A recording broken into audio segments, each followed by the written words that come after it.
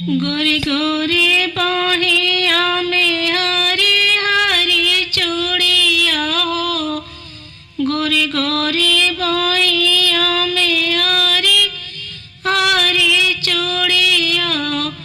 अब आगे पीछे लागेला कंगना, आय सीताराम से बने।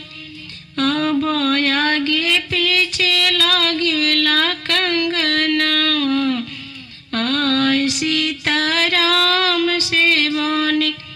से चूड़िया पहिनेली शुक्ला जी के दीदी हो, से चूड़िया पहिनेली नेताजी के दीदी।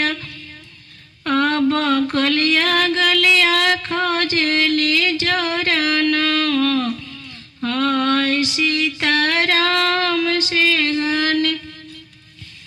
अब गलिया गलिया मांगेली जोराना, हाय सीताराम से बने।